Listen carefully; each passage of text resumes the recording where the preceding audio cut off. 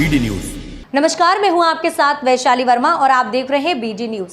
आइए रुक करते हैं आज की खबरों की ओर। स्कूलों के बाद अब मासूम बच्चियां घरों में चलने वाली कोचिंग क्लासेस में भी सुरक्षित नहीं हैं।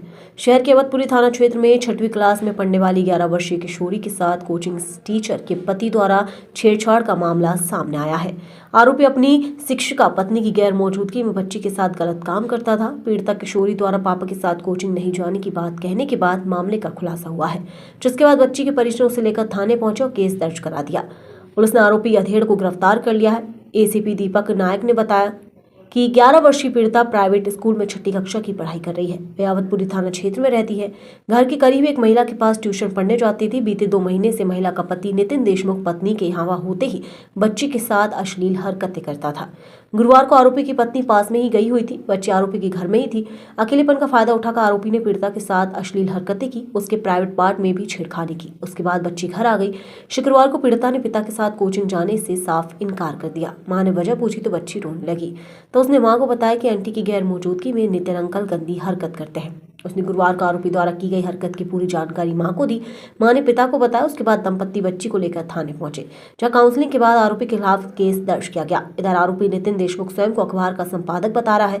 पुलिस पर रोप झाड़ने उसने कई अधिकारियों के नाम ले डाले। जब उससे पत्रकार होने के प्रमाण मांगे गए तो एक कार्ड दिखाया जो 2 साल पहले ही एक्सपायर हो चुका था। ये कार्ड एक अखबार का कार्ड था।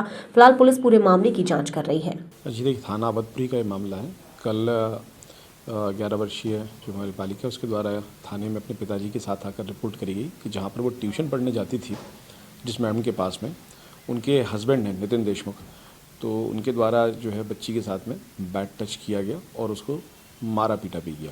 क्योंकि हमेशा उसकी माताजी उसको छोड़ने के लिए जाया करती थी ट्यूशन के लिए। कल उसके जब पिताजी उसको छोड़ने जाने लगे तो उसने पिताजी के साथ जाने से मना कर दिया। उसने बताया कि वहाँ पर अंकल हैं, बैड टच करते हैं, इसलिए मैं ट्यूशन नहीं जाऊँ।